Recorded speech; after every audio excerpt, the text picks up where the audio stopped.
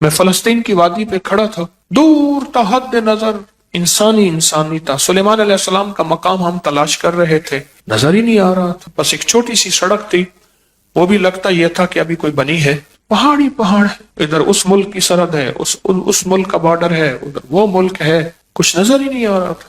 یہ قافلے ایسے ہی گزرتے تھے۔ میں صحرائے اعظم پہ گیا، دنیا کا سب سے بڑا صحرائے اعظم، اس میں سفر کر رہا تھا، جہاں پل بھر میں ٹیلے ادھر سے ادھر ہو جاتے ہیں اور زندگی کا نشان ختم ہو جاتا ہے۔ جب زندگی میں یہ قافلے ہوں، ایک دفعہ کا تذکرہ میرے ساتھ ہوا، گاڑی کا پیٹرول بھی ختم ہو گیا،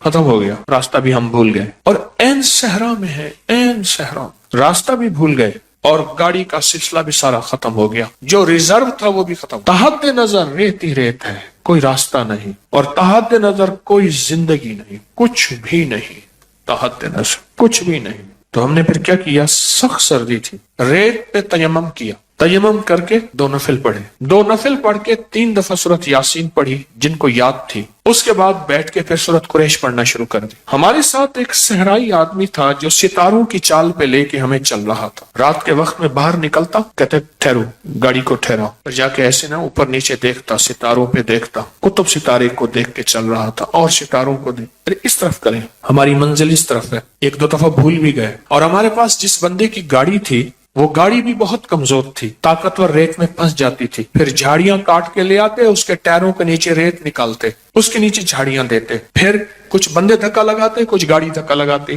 پھر چلتی، پھر بندے دوڑ کے بھاگ جاتے۔ رات ایسی گزری ساری، منزل پہ پہنچے نہیں، سب کچھ ختم ہو گیا۔ اب اگلی منزل کیا ہے؟ اچھا، جو بندہ چلا رہا تھا وہ پرانا شکاری تھا، پھر اس نے اپنے واقعے سنانے شروع کیے۔ ہم تو شکار پہ نہیں نکلے تھے، ہمارا روحانی سفر تھا، وہ اس نے واقعے سنانے شروع کیے۔ کہنے لگے فلاں علاقے کا ایک MNA ہے، وہ شکار پہ آیا، ہرن کے شکار پہ، گاڑی دوڑا دی، پیچھے بھگا دی، بڑی گاڑی تھی اس کی، 3-4 ہزار CC بڑی گاڑی تھی، لینڈ کروزر۔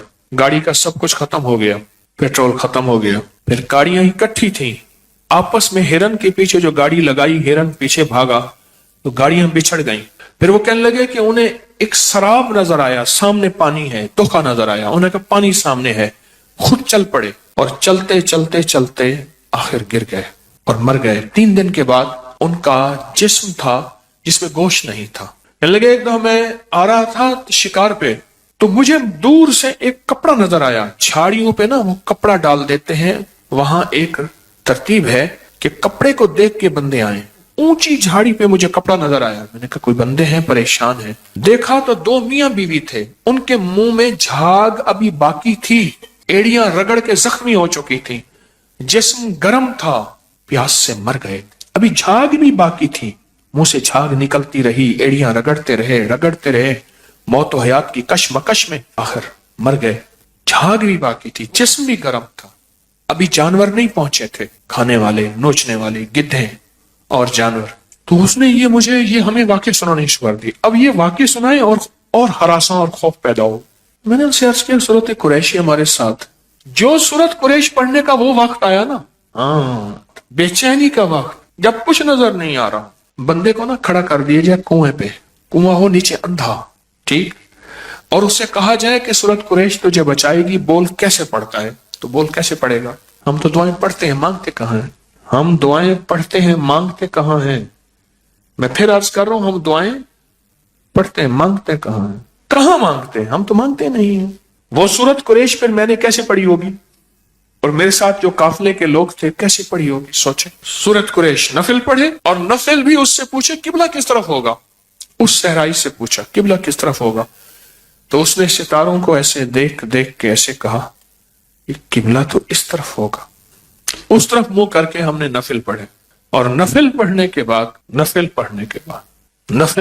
بعد اب سورۃ قریش پہ لگ گئے۔ 3 دفعہ سورۃ یاسین پڑھی جن کو آتی تھی یاد، میں نے بھی پڑھی، اور اس پر سورۃ قریش پڑھنے میں لگ گئے۔ اب ہر طرف بے کسی ہے۔ وہ صحرائی کہنے لگا کوئی راستہ نہیں ہے، گاڑی سامنے ہے، اس میں کچھ بھی نہیں، پانی بھی ختم ہو گیا پینے کے لیے، گاڑی کا پانی بھی ختم ہوا، ہمارا گاڑی کا پیٹرول بھی ختم، ہمارا پانی بھی ختم، ڈیزل گاڑی تھی، وہ سب کچھ ختم ہو گیا۔ پڑھتے نا تھوڑی دیر کے بعد وہ جو بدو تھا، جسے ہم صحرائی کہتے ہیں، عرب میں اس کو بدو کہتے ہیں، وہ جو بدو تھا نا، اس نے دیکھا، اس نے کہ گاڑی آ رہی ہے، تجھے کوئی وہم ہو گیا ہوگا، کرنا اس نے نا زمین سے کان لگایا، زمین کے ساتھ کان لگانا کرے. اس طرف سے کوئی گاڑی آ رہی, پھر لگائے. اس کے چہرے پہ نا بشاشت تھی, آثار مجھے آج بھی نہیں بھولتے.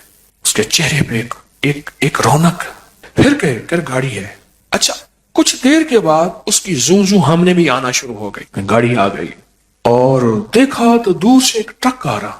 اس نے کہا بوزر آ گیا, بوزر آ گیا. اور ٹرک والے نے دور سے ہمیں دیکھا تو ہارن دیا, ہماری طرف رخ کیا. ہم بندے بیٹھے ہیں, گاڑی کھڑی ہے. مجھ سے ہم سے پوچھ رہے تھے تم یہاں کیسے؟ ہمارا تو سب ختم ہو گیا. آپ انہیں میں راستہ بھول گیا. میں بارڈر پہ ہماری جو فوجیں ہیں ان کے لیے پانی لے کے جا رہا ہوں. وہ ٹینکر تھا پانی کا, ریت میں چلنے والا, بہت طاقتور, کھینچ کے چلنے والا پانی کا ٹینکر تھا. اس نے کہا ہم راستہ بھول گئے ہیں, اور بڑی مشکل سے راستہ کرتے کرتے ہمیں نظر نہیں آیا اور ہماری گاڑی کا رخ اس طرف ہو گیا. رحلۃ الشتاء والصیف. جب قافلے راستہ بھول جائیں, جب سفر میں الجھ جاؤ, وہ سفر صحرا کا ہو, وہ سفر زندگی کا ہو, وہ سفر کاروبار کا ہو, وہ سفر روح کی دنیا کا ہو یا روحانیت کا ہو, جب زندگی کے کسی نظام میں تمہارا قافلہ گرداب میں, سراب میں, عذاب میں کہیں بھی اٹک جائے, پھنس جائے, تو پھر سورت قریش تمہارا ساتھ دے گی. پر پڑھنا ایسے جیسے میں نے صحرا میں پڑھا تھا. ہاں, اس نے پانی پلایا, اس نے ڈیزل دیا, وہ خود ڈیزل تھا, وہ جو ٹرک تھا, اس نے سب کچھ دیا. ہمارے ایک صاحب تھے, اس نے کہا تو ڈیزل دینے کا حق ہی نہیں رکھتا, ہم مر جائیں گے تو اسے ڈیزل نہیں لیں گے, سرکاری چیز ہے ہم کیسے لے سکتے ہیں؟ اس نے کہا بات تو ٹھیک ہے, میں سرکاری چیز ہے, پانی بھی سرکاری ہے, ڈیزل بھی سرکاری, تو میں کیسے دے گا؟ اس نے کہا جی یہ میرے پاس ایک ڈائری ہے. اس نے اٹھائی, اس میں مونوگرام چھپا ہوا تھا سرکاری. اس نے کہا جی اگر میں استعمال کرتا ہوں تو یہ ہمیں ہے, میں اس کا خود اپنی جیب سے دوں گا, کرے وعدہ کر. اس نے وعدہ کی, جی آپ کو میں اتنا دے رہا ہوں, اتنا پیسہ بنا, اتنا جیب سے دوں گا, میں دوں گا. کہاں ہم لیں گے؟ جب اس کی غیبی مدد آتی ہے, جب وہ غیب سے کرنے پہ آتا ہے, اور بندے کی تڑپ, بندے کی طلب, اندر کی بے چینی اور بے کلی اور بے قراری عرشوں سے فیصلے کرواتی ہے, پھر گاڑیاں ایسے بھٹک جاتی ہیں. حالانکہ وہ کہتے ہیں میری ساری زندگی صحراؤں میں گزری ہے, میں نے ڈرائیونگ کی ہے, میں شہر سے پانی میٹھا بھر کے لاتا ہوں, اور جتنی ہماری چوکیاں ہیں بارڈر پہ میں ان سے پانی پہنچاتا ہوں. چوکیوں کے پاس برتن ہیں, بڑے بڑے ڈرم ہوتے ہیں, وہاں بھرتا ہوں, وہاں بھرتا ہوں, وہاں بھرتا ہوں. میری زندگی کا پہلا واقعہ ہے. وہ دو آدمی تھے, کہنے لگے میری زندگی کا پہلا واقعہ ہے, میں راستہ بھول گیا. کوئی طاقت تھی جس نے مجھے ان کی طرف لوٹایا, کیونکہ ہم رات کے بیٹھے ہوئے تھے, رات ہی ہماری کہانی ختم ہو گئی تھی ہر چیز, اور وہ کل کا چلا ہوا تھا, اور رات ہی اسی وقت میں ہم نے اندازہ لگایا جس وقت میں ہم نے نفل پڑھے اور سورت یاسین پڑھی نفل حاجت کے, اور سورت قریش پڑھنا شروع کی, اسی وقت میں اللہ کے غیبی نظام نے سٹیرنگ اس کا موڑ دیا. پوچھا تیرا سٹیرنگ کیسے موڑا؟ کہا تھوڑی سی اونگ آئی تھی مجھے, اس لیے کہہ رہا ہوں نہ اونگا کرو, سٹیرنگ مڑ جاتا ہے.